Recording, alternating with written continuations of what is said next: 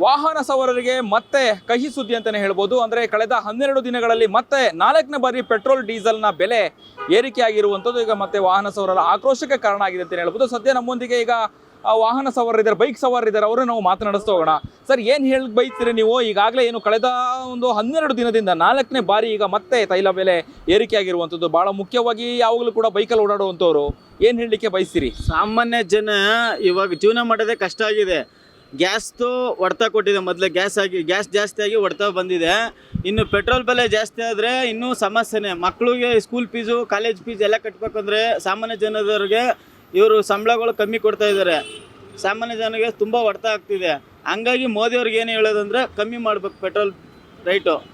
ಸಾಮಾನ್ಯ ಜನರು ಬದುಕೋದೇ ಕಷ್ಟ ಆಗಿದೆ ಬೆಂಗಳೂರಲ್ಲಿ. ಈಗಾಗಲೇ ಏನು ಕೇಂದ್ರ ಬಿಜೆಪಿ ಸರ್ಕಾರ ಸಮರ್ಥಿಸ್ಕೊಳ್ಳೋದು ಏನು ಅಂತ ಹೇಳಿದ್ರೆ, ಹೇಳೋದೇನಂತ ಹೇಳಿದ್ರೆ, ಯುದ್ಧ ಆಗಿದೆ, ಹಾಗಾಗಿ ತೈಲ ಬೆಲೆ ಏರಿಕೆ ಆಗುವಂತ ಚಾನ್ಸಸ್ ಹಾಗಾಗಿ ಆಗಿದೆ ಅನ್ನುವಂಥದ್ದು ಸಮರ್ಥನೆ ಮಾಡ್ಕೊಳ್ತಿದ್ದಾರೆ. ಈ ಜನಸಾಮಾನ್ಯರ ಮೇಲೆ ಯಾವ ರೀತಿಯಾಗಿ ಪರಿಣಾಮ ಬೀಳುತ್ತೆ ಅನ್ನುವಂಥದ್ದು? ಜನಸಾಮಾನ್ಯರ ಮೇಲೆ ಸ್ವಲ್ಪ ಕಷ್ಟ ಆಗ್ತಿದೆ ಸರ್. ಪೆಟ್ರೋಲ್ ಬೆಲೆ ಜಾಸ್ತಿ ಆಗಿದೆ. ಬೆಂಗಳೂರಲ್ಲಿ ಎಲ್ಲ ಸಾಮಾನ್ಯ ಜನರು ಗಾಡಿ ಅಡಿಕ್ಟ್ ಆಗ್ಬಿಟ್ಟಿದ್ದಾರೆ. ಸಾಮಾನ್ಯ ಜನರು ಗಾಡಿಗೆ ಅಡಿಕ್ಟ್ ಆಗ್ಬಿಟ್ಟಿದ್ದಾರೆ. ಗಾಡಿ ಬೇಕೇ ಬೇಕು. ಆದುದರಿಂದ ಪೆಟ್ರೋಲ್ ಬೆಲೆ ಜಾಸ್ತಿ ಮಾಡಬಾರ್ದು, ಸ್ವಲ್ಪ ಕಮ್ಮಿ ಮಾಡಬೇಕು ಅಂತ ನಾನು ಮನವಿ ಮಾಡ್ಕೊತಾ ಇದ್ದೀವಿ. ದೇಶದ ಜನತೆಗೆ ಪ್ರಧಾನಿ ಮೋದಿ ಅವರು ಒಂದು ಸಂದೇಶ ರವಾನೆ ಮಾಡ್ತಾರೆ.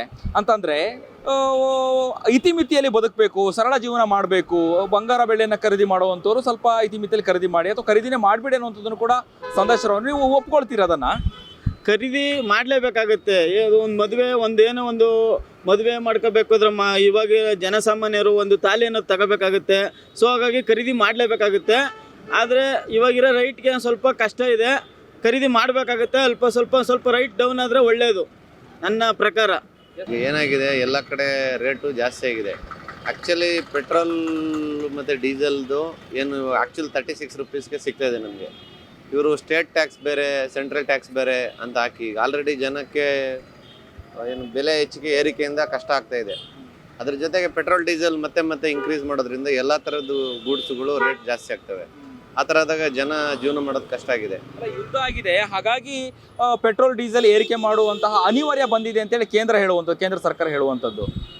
ಅಲ್ಲ, ಹಾಗಾದ್ರೆ ಸ್ಟೇಟ್ ರೆಡ್ಯೂಸ್ ಮಾಡಿ ಅಲ್ಲ. ಸ್ಟೇಟ್ಗೆ ಏನಾಗಿದೆ, ಸ್ವಲ್ಪ ರೆಡ್ಯೂಸ್ ಮಾಡಿ ಅಲ್ಲ. ಅವ್ರೇನು 3 ರೂಪಾಯಿ ಅವೈಲಬಿಲಿಟಿ ಇಲ್ಲ, they are increasing, that's correct. But for you state it is what is the problem? You can reduce 5 rupees ಅಲ್ಲ. In Tamil Nadu, then when Tamil Nadu people they are reducing, Tamil Nadu CM when reducing, why not for Karnataka? Can reduce little bit ಅಲ್ಲ. 5 rupees you can reduce ಅಲ್ಲ. Thereafter you can increase. ಇವಾಗೇನು war ಎಲ್ಲ ಇವಾಗ soon it will get clear ಅಂತ ಈ news ಬರ್ತಾ ಇದೆ. Clear ಆದಮೇಲೆ ನೀವು ಮತ್ತೆ ಮಾಡಿ ಅಲ್ಲ. ನೀವು ಸೆಂಟ್ರಲ್ಗಿಂತ more tax state government is collecting, correct? No, ಸ್ವಲ್ಪ ಕಡಿಮೆ ಮಾಡಿದ್ರೆ ಅನುಕೂಲ ಆಗುತ್ತೆ. ಇಷ್ಟೆಲ್ಲ ಮೋದಿ ಅವರು ಕೂಡ ಒಂದು ಸಂದೇಶ ರವಾನೆ ಮಾಡಿದ್ರು, ಇತಿಮಿತಿಯಲ್ಲೇ ಬದುಕೋಣ, ಸರಳ ಜೀವನ ಮಾಡಬೇಕು. ಅದರ ಬಹಳ ಮುಖ್ಯವಾಗಿ ಗೋಲ್ಡ್ ಖರೀದಿ ಮಾಡುವಂಥವ್ರು ಸ್ವಲ್ಪ ಖರೀದಿ ಮಾಡಬೇಡಿ, ಸ್ಟಾಪ್ ಮಾಡಿ 1 ವರ್ಷದವರೆಗೆ ಅಂತ ಹೇಳಿದ್ರು. ಅದನ್ನು ಒಪ್ಕೊಳ್ತೀರಾ ನೀವು? ಪಾಲನೆ ಮಾಡ್ತೀರಾ? ಅಲ್ಲ, ದೊಡ್ಡವರು ಈಗ ನೋಡಿ, ಬುದ್ಧಿವಂತರೆಲ್ಲ ಯಾರ ಹತ್ರ ಜ್ಯುವೆಲರೀಸ್ ಜಾಸ್ತಿ ಇದೆ ಅವರು ಮಾರ್ತಾ ಇದ್ದಾರೆ ಆ್ಯಕ್ಚುಲಾಗಿ. Because they are highly talented peoples. ಯಾವಾಗ ಕಡಿಮೆ ಬೆಲೆ ಇತ್ತೋ ಅವಾಗೆಲ್ಲ ಖರೀದಿ ಮಾಡಿದ್ದಾರೆ. ಈಗ ಯಾವಾಗ ಜಾಸ್ತಿ ಬೆಲೆ ಆಗಿದೆ ಅವ್ರು ಮಾರ್ಕೊಳ್ತಾರೆ. ಬಟ್ ಜನಸಾಮಾನ್ಯರು ಸಣ್ಣ ಫಂಕ್ಷನ್ಗಳಿಗೆ ಸಣ್ಣ ಜ್ಯುವೆಲರಿ ತುಂಡು ಅವರು ಯಾರು 100 ಗ್ರಾಮ್ 200 ಗ್ರಾಮ್ ಕೊಳ್ಕೊಳ್ಳಲ್ಲ. ರೈತರು ಆಗಿರ್ಬೋದು, ಜನಸಾಮಾನ್ಯರಾಗಿರ್ಬೋದು, ಮಧ್ಯಮ ವರ್ಗದವ್ರು ಆಗಿರ್ಬೋದು, ಸಣ್ಣ ಅದನ್ನು ಖರೀದಿ ಮಾಡಲೇಬೇಕಾಗತ್ತೆ. ನಮ್ಮ ನಾಮಕರಣ ಆಗಿರ್ಬೋದು ಮನೆಯಲ್ಲಿ, ಅಥವಾ ಸಣ್ಣ ಗೃಹ ಪ್ರವೇಶ ಆಗಿರ್ಬೋದು, ಮಕ್ಕಳದ್ದು ಮದುವೆ ಆಗಿರ್ಬೋದು, ಅಂಥ ಟೈಮಲ್ಲಿ ಸಣ್ಣ ಗಿಫ್ಟ್ ಆಗಿರ್ಬೋದು, ಮದುವೆ ಮುಂಜೆ ಅದು ಖರೀದಿ ಮಾಡಲೇಬೇಕಾಗತ್ತೆ. ಮೋದಿ ಅವ್ರದ್ದು ಮಾತು ಕೊಟ್ಟ ತಕ್ಷಣ ಅದು ನಿಲ್ಸೋಕ್ಕಾಗೋದಿಲ್ಲ. ಓಕೆ, ಈ ಪೆಟ್ರೋಲು ಮತ್ತು ಡೀಸೆಲ್ನ ಬೆಲೆ ಏರಿಕೆ ಆಗಿರೋದ್ರಿಂದಾಗಿ ಜನಸಾಮಾನ್ಯರಿಗೆ ಯಾವ ರೀತಿಯಾಗಿ ಹೊಡೆತ ಬೀಳುತ್ತೆ ಅನ್ನುವಂಥದ್ದು ಸರ್? ಮತ್ತೆ ಬೆಲೆ ಏರಿಕೆ ಆಗುತ್ತೆ. ಈಗ ನೋಡಿ, ಈಗ ಎಲ್ಲಾನು ನಮ್ಮದು ಟ್ರಾನ್ಸ್ಪೋರ್ಟ್ ಎಲ್ಲ ನಿಂತಿರೋದು ಡೀಸೆಲ್ ಮತ್ತು ಪೆಟ್ರೋಲ್ ಮೇಲೆ. ಈಗ ಟ್ರಾನ್ಸ್ಪೋರ್ಟ್ ಆಟೋಮೆಟಿಕ್ಕಾಗಿ ಇನ್ಕ್ರೀಸ್ ಆದಾಗ ಬೆಲೆ ಆಟೋಮೆಟಿಕ್ಕಾಗಿ ಜಾಸ್ತಿ ಆಗುತ್ತೆ. ಆ ಥರ ಆದಾಗ ಜನರ ಜೀವನ ನಿರ್ವಹಣೆ ಕಷ್ಟ ಆಗುತ್ತೆ. ಈಗ ಯಾಕಂದರೆ ಅಟ್ ದ ಸೇಮ್ ಟೈಮ್ ನೋಡಿ, ಸ್ಕೂಲ್ ಅವ್ರ ಫೀಸ್ ಇನ್ಕ್ರೀಸ್ ಮಾಡ್ತಾ ಇದ್ದಾರೆ, ಸ್ಕೂಲ್ ವ್ಯಾನ್ ಅವ್ರ ಫೀಸ್ ಇನ್ಕ್ರೀಸ್ ಮಾಡ್ತಾರೆ, ಪ್ರಿಂಟಿಂಗ್ ಪ್ರೆಸ್ ಅವರು ಬುಕ್ಸನ್ನು ಇನ್ಕ್ರೀಸ್ ಮಾಡ್ತಾರೆ, ಬೇರೆ ಅದರ್ ಮೆಟೀರಿಯಲ್ಸ್ ಎಲ್ಲ chain link. At the same time ಸ್ಯಾಲ್ರಿನೂ ಇನ್ಕ್ರೀಸ್ ಮಾಡಬೇಕಾಗತ್ತೆ. ಎಂಪ್ಲಾಯೀಸ್ಗೆ ಅಥವಾ ಟೀಚರ್ಸ್ಗೆ, ನಾನ್ ಟೀಚಿಂಗ್ ಸ್ಟಾಫ್ಗೆ ಸ್ಯಾಲ್ರೀಸ್ ಇನ್ಕ್ರೀಸ್ ಮಾಡಬೇಕಾಗತ್ತೆ. ಅವಾಗ ಸ್ಕೂಲ್ ಅವರು ಈಗ ಆಲ್ರೆಡಿ ಫೀಸ್ ಇನ್ಕ್ರೀಸ್ ಮಾಡಿದರೆ ಮತ್ತೆ ಇನ್ಕ್ರೀಸ್ ಮಾಡ್ತಾರೆ. ಇದು ರಾಜ್ಯ ಸರ್ಕಾರ ಹಾಗಾದ್ರೆ ಪೆಟ್ರೋಲ್ ಡೀಸೆಲ್ನ ಬೆಲೆ ಕಡಿಮೆ ಮಾಡಬೇಕು ಅಂತ ಆಗ್ರಹ ಮಾಡ್ತೀರಾ?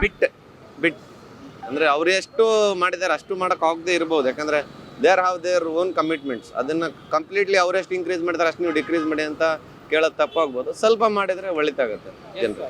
Thank you.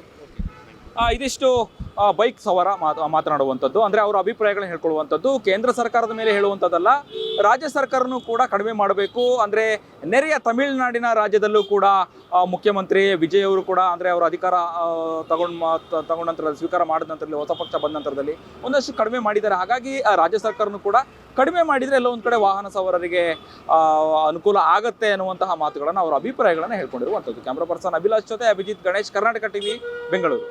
ನೀವು ಸಣ್ಣ ಆಗ್ಬೇಕಲ್ವಾ? ಅದು ಒಂದು ಉತ್ತಮ ಆಹಾರದಿಂದ ಸಣ್ಣ ಆಗ್ಬೇಕಲ್ವಾ? ಪ್ರತಿದಿನ ನಮ್ಮ ಜೀನಿ ಸ್ಲಿಮ್ನ ಯೂಸ್ ಮಾಡಿ ಯಾವುದೇ ಸೈಡ್ ಎಫೆಕ್ಟ್ ಇಲ್ದಂಗೆ ನೀವು ಸಣ್ಣ ಆಗ್ತೀರಾ.